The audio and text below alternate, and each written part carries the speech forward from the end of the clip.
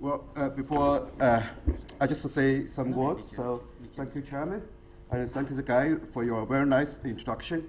I would like to thank the organizer of this conference because I'm one of the winner of Richard Waters Prize 20 years ago in 1996. So just now, the first week is the winner of Richard Waters Prize last year. Let me recall my experience in 1996. So I'm the second winner of the Richard Waters Prize. The first one is Case Weston is from ITC in Dresden. I'm the second one.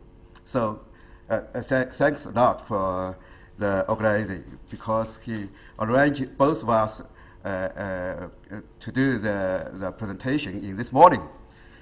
So today I will talk about Nansai in East Tibet Platoon and the response to global climate change.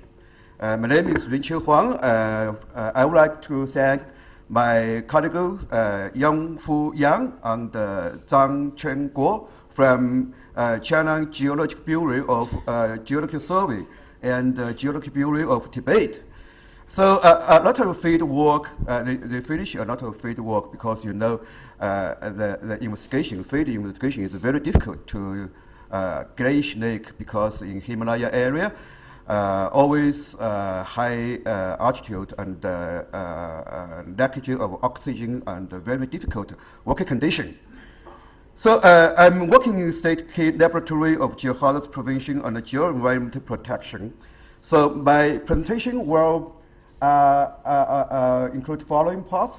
First, introduction, and then I will introduce the investigation method and the results, and next is some simple discussion, and finally is conclusion.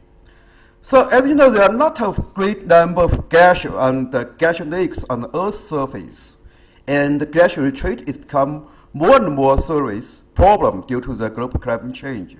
So according to the International Panel on Climate Change, IPCC, the average temperature of the Earth's surface has risen by 0.74 degrees in the past century. But according to our record, the Tibet plateau has been hitting faster than the previous anticipated, which resulted in significant glacial retreat.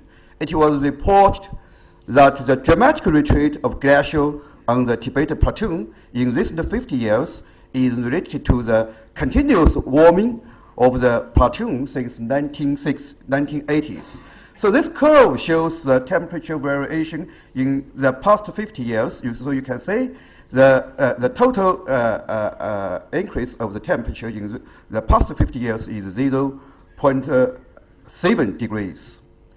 And this kind of change results in a lot of landslide and debris floor and graphs. So firstly, I will introduce some typical landslide in this area because of global change and the temperature rising. So the first example is Yigung landslide. I believe a lot of some of the scientists, engineering geologists in this audience know this landslide very well. And this landslide occurred in 2000, April 28th. And you can see this is a huge rock block in high elevation, slide down very quickly and initiated a lot of debris in the gully and result in huge sliding. So landslide has an estimated volume of 0.82 billion cubic meters, and it travels about 8 kilometers and block the Yigung River, forming a dam with 60 meters high. So this is the landslide, and this is the dam of the dam, and it forms a barrier lake due to the damming. So this is a landslide dam. You can say it's a huge dam and composed with very loose debris and individual blocks. And of course, a lot of facilities in the reservoir area was submerged and was affected by the flooding. So you can see this is a small hydropower. This is some village, submerged by water, and so on. This is a reservoir. So we can simply describe the procedure of the sliding. This area significant temperature increase in the last 3 years. But in that year, nearly 10-degree increase from March 8 to April 1 appear in this curve. So we think that because of the temperature rising, the snow and ice melt, and then the water seepage into the rock block and the joints, and they initiate the rock block and result in the rockfall and the sliding. So we can divide the procedure as following steps. The first one is initiated as a rockfall from the top of the mountain, and then transformed into avalanche, moving to the bottom of the gully with a vertical drop of nearly 1,500 meters, and then hit the debris in the gully, cause high excess pore water pressure, and this pore water pressure will speeding the debris and result in it moving with high velocities, and then travel a long distance, which with the air cushion mechanism involved, and then dam the river. So this is the dam of the river. So in order to discharge and mitigate the risk of the reservoir, we send a lot of soldiers to excavate a canal. We want to discharge the water in the Bering Lake. So 2 months later, the canal formed, and we start the discharge of the water, but unfortunately, just 62 hours later, because of a very big amount of discharge floor, the debris collapse, the dam collapse, and result in a huge flooding in the downstream area. So you can see this is the situation of the collapse of the dam. So you can imagine such huge dam collapsed, how serious of the results. So the peak floor discharge reached 120,000 cubic meters per second, and the flooding swept away almost all facilities on riverbanks and caused the obstruction of the highway from Sichuan to Tibet for half a year. So you can see this is a bridge before the flooding, and after the flooding, nothing exists and everything disappeared. So this is the maximum flow amount of the flooding. So it's a very huge one. And second, I will introduce some graphs. This is also a very serious problem in recent year in this area. So, I'm sorry, before graph, I will introduce another avalanche, ice avalanche. This is, the name is Ganna Glacial Avalanches, Animaching. So this avalanche, Animaching ice avalanche occur on February 2004. The avalanche moved about 3.5 kilometers initially from the peak of the Animaching mountain, and the top of the Animaching mountain is almost 6,000 meters above sea level, with a vertical drop about 1,500 meters. The avalanche dammed the river for 1.5 kilometers and formed a Bering Lake, which collapsed 1.5 years later. So this is a source area, this is a floor path, and this is a debris dam. So this is a distance, and this is the width of the dam. And this is a composite of the dam. You can say this actually is a mixture of debris and ice, a huge block of ice. Because it contains a lot of ice, so 1 year later, because when the spring coming and the ice melt and the dam become very, very weak and then collapsed. So this is the Bering Lake. This is the Bering Lake, and this is collapse and the discharge of the water in the Barrier Lake. So you can see after the discharge of the water, this is an empty reservoir. And along the path of the flooding, about 2,000 people evacuated because it's a very amount of flooding, and people had to evacuate from their living area. So next, I will introduce some graphs. This is another serious problem in East Tibet because of climate change. So this is we illustrate some very typical glacier lakes in this area. I will show you some typical ones. So this is the biggest glacier lake collapse in Yuzhong, Tibet. This is a catchment, almost at the source of the catchment. So this lake is 1,500 meters long, and the covering area of 0.5 square kilometers. The collapse of the glacier lake released almost 14 million water and reduced the lake level of 41 meters.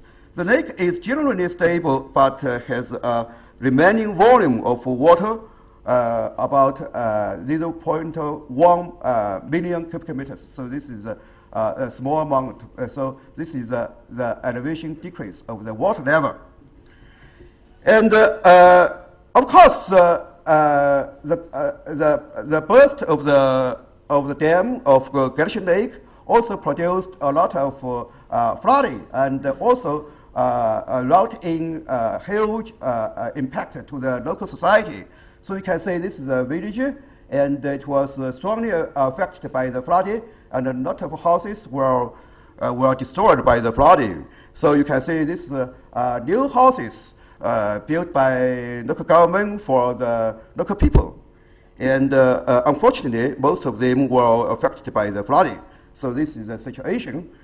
And in recent 10 years, we have recorded about 18 different scale graphs in this area. So it's very frequently in the small catchment, there are so many graphs. And this is a big challenge to Chinese engineering, geology, and geoenvironmental science. So in recent year, in China Geological Survey, plan to set up a project to make glacier lake investigation and risk assessment in East Tibet, because most local people live in the east part of Tibet, because this area is suitable for living. And this area is a very hard area. It's not so suitable for living. So many people say live in this area. So a lot of concern in this area. So we made a lot of investigation on this topic in recent 3 years. So today I will focus on this area because it's a very typical area for glacier lake and graphs.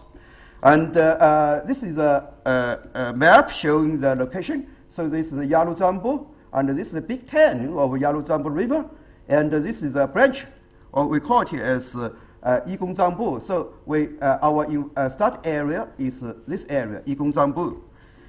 And we use remote sensing method. This is the most important to do such kind of research. So we chose different time, different satellite imaging from 1960 to 2013. So we chose 4 periods. The first one is 1976, and the next one is 10 years later, and the third one is 2001, and the last one is 2013. So we can compare the sequence of the variation of glacier lake in different times. And also we use 5 meters resolution rapid eye imaging for in-depth investigation of representative glacier and glacier lakes in this area. So totally, we, according to remote sensing, we interpreted about 229 glaciers in this area. in these 4 temporal imagings. So this is our satellite imaging, in 1970s, and this is 1988, this is 2013. And also we use some high resolution satellite photo for in-depth investigation.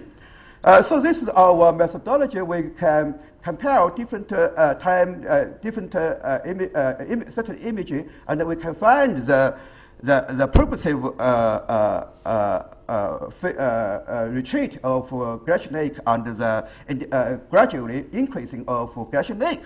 So this example, you can see the yellow one. The yellow one is the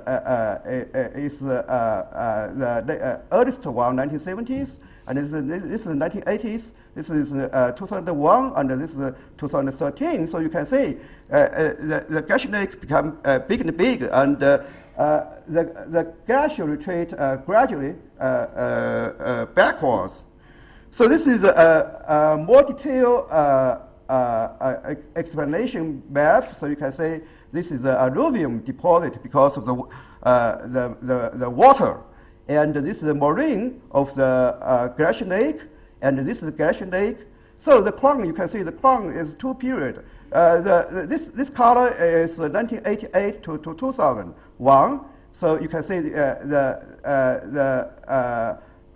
is here, and the yellow one is newest, is 2001 and to 2013. So you can say the retreat of the glacier and the expansion of the glacial lakes.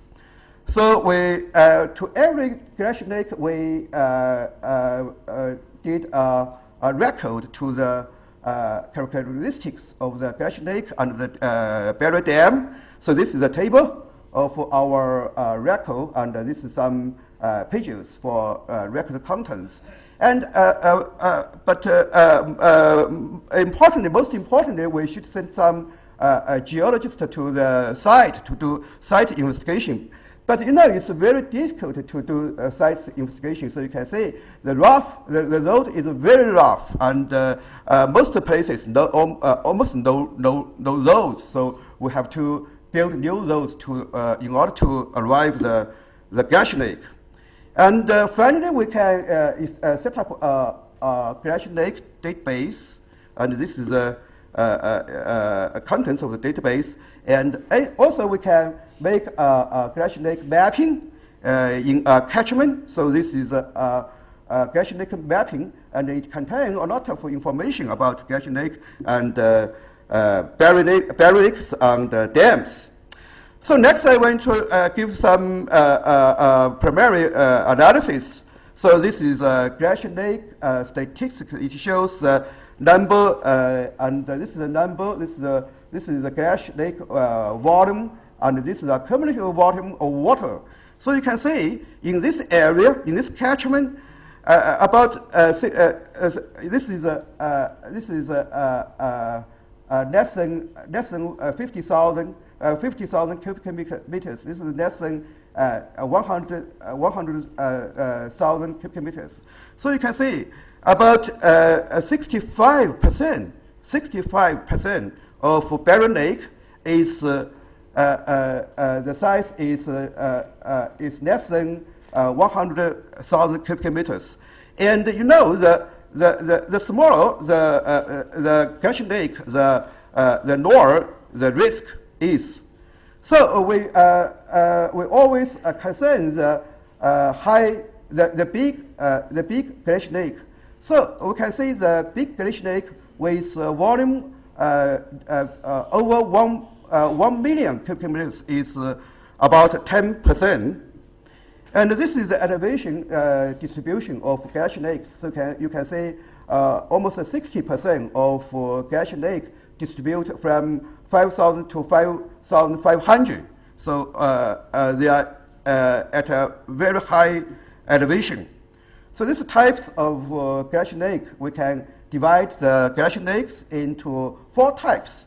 The first one is sectional lake, and the marine lake, and the glacial sprawling lake, and the valley glacial lake. So most of the glacial lake is marine lake. It means the moraine of a glacial dam, the river, the gully, and form a glacial lake. And this is the validation of ice snow area. So you can say it was documented that fast temperature increase in East Tibet was observed from late 1970s to 1980s, which was the most dramatic climate variation in the past over 50 years. The temperature rise is corresponding to the reduction in the size of glacier. So you can say from 1970s to 1980s, the ice and snow area reduced about 34%. This is a big reduction of ice area and the snow area. It means the glacial lake will increase and the area and the volume of glacial lake will increase. So that indicates that temperature rise is a major reason for glacial retreat and the increase of glacial lakes. Of course, it's the main reason of outburst of barren lake gulfs. And this is a variation of glacial lakes. It shows from 1970s to 2013, the variation of a number of glacial lakes and the volume variation. So you can say due to the rise of temperature, the retreat of glacier caused the number of glacial lake increased from 13. In 1976, the number of glacial lakes is 13, and to 2029 in 2013. So it's almost 10 times compared with the 1970s to 2013. And with the coverage area increased from 14 million cubic square meters to 16 million cubic meters, and increased by 54%. And also we can say there are two stages, two periods, and these two periods corresponding to the sharply increase of local temperature. So the increase of local temperature corresponding to very good with very well with the increasing of the glacial lake, the number of glacial lake and the volume of glacial lake. So of course these some primarily some results. So facing this challenge, we have to take some measures to mitigate the risk of the local society. So we install a lot of monitoring system to monitor the risk of the glacial lake, and we mainly monitor the water level variation, and possibly we can monitor the instability phenomena of the moraine. So this is our monitor system. And finally, conclusion. Landslide in East Tibet has shown a strong response to the global climate change and produced great impacts to the local society. Glacial lake volume vary, but may store hundreds to millions of cubic meters of water. Catastrophic failure of glacial lakes can cause deadly glacial lake outburst flooding gulfs. And further research will focus on quantifying the impact of global climate change on identification of slope with high unstable potential, glacial retreat, glacial lake stability, and hazard assessment of gulfs. So thank you very much for your attention.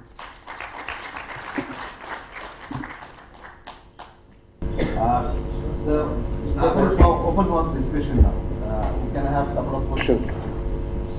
We know that Earth is a dynamic system.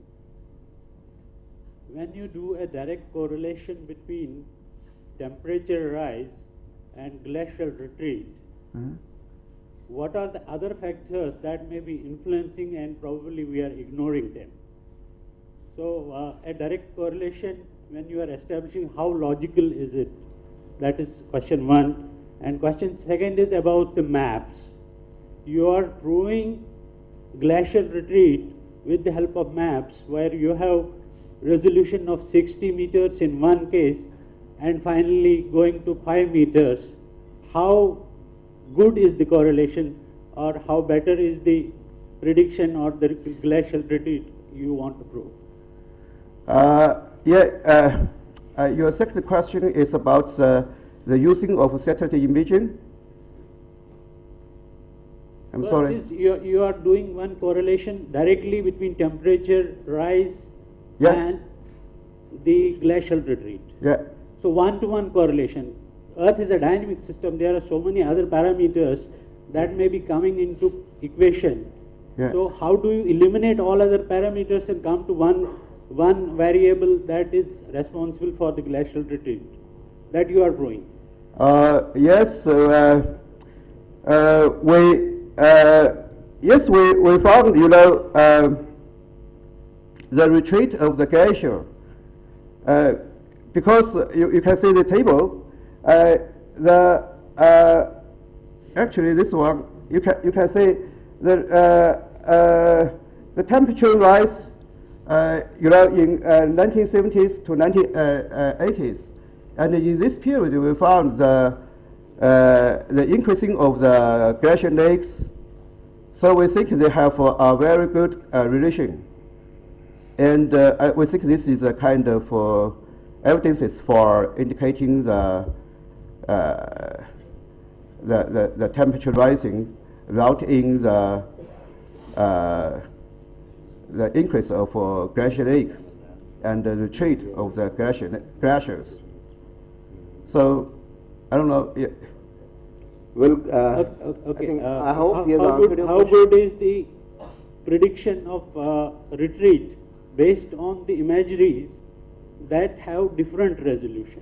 You mean predict the? You are predicting glacial retreat. You have shown some imageries, okay, in which you have predicted that glaciers are receding. The initial imagery is having a resolution of 60 meters, and the final imagery is having a resolution of 5 meters. So how do you correlate the results? You mean different? I'm sorry. It's difficult for me to Can we understand. discuss it out in the break or something? Maybe we can discuss after the. Yeah. We have another question with Civil, I think you wanted to ask. A quick question. I have only one query, that you have shown that there was a decrease in 1988 and there is a sudden increase in 2001. Again there is a decrease. Yeah. What is the reason of this phenomenon? We think you mean this decrease. We think the decrease, the ice snow covering area decrease. We think this is because of the temperature rising. No, I am not talking about the decrease part. Now I am more interested in 2001 estimates. There is an increase, and that increase is very high. What is the reason of it? What is your idea that why this has? I don't know why the temperature increase in this area. We just think this is because of global change. But how about the relation between global change and the local variation of temperature? I think we cannot explain this phenomenon. Okay, in case there's no question, I'll ask one small question. Can you come to the conclusion part of your question? Excuse me? Okay. Conclusion part. Conclusion, Okay. just last slide. In this you have said the landslides, they have reacted to the spectrum of climate change. Particularly to the, have they changed the characteristics as such? Because in that particular area, normally we have rock avalanches, we have got translational slides also, but debris flows, mud flows, earth flows, they are not that common. So have these landslides changed the characteristics in response to the global climate change in that part of the Tibet? Or I just wanted to ask. Yeah, that. let's say. Yeah. In recent 10 years, in this area, there are a lot of landslide in high pollution. Why do you say that they're in response to the climate change? Yeah, we think, we have a lot of data to compare. For example, if we make a curve from the landslide curves from 1950s to now, we can compare different period of the landslide occurrence. And we can say, we have enough data, and according to my experience, in 1980s, 1990s, there are some landslide in this area, but high pollution, huge rock avalanches are not so common in this. Were not so common in this area, but in recent 10 years, there are not of huge landslide from high pollution, and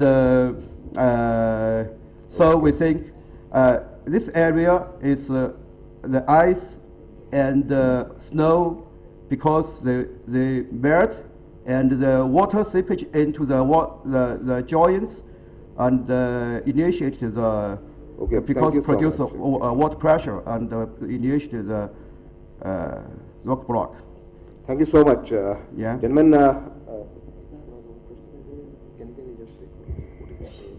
No, there is one more question. Be specific, so that we are running short of time already. Yeah, please. My question is very simple. I have a, how do you correlate the retreat of glacier to the rise in the sea level, if there is such correlation, which you have established?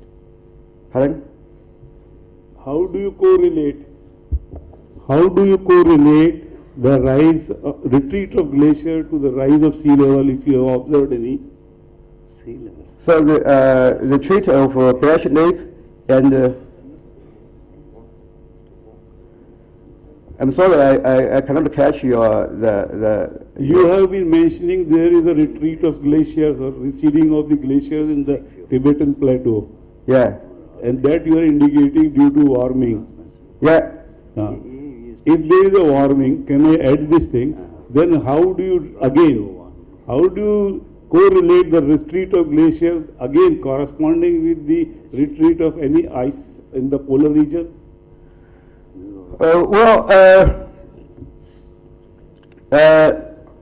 Because we made a lot of investigation on the retreat of the glacier and the expansion of the lakes. So we find there are very nice relation between these phenomena. So we think actually this is kind of primary research. So we didn't do very detailed work on this topic. So we just think this phenomena has a very good relation. So we connect the temperature rising, glacial retreat, and the glacier lake expansion and growth together. I think No, we'll stop with this. We can have some discussion during the tea break or something. Okay, thank you. Okay. Thank you so much, Dr. Huang, for a very good paper. In fact, I couldn't be there throughout. He deserves a big round of applause. Okay, thank you.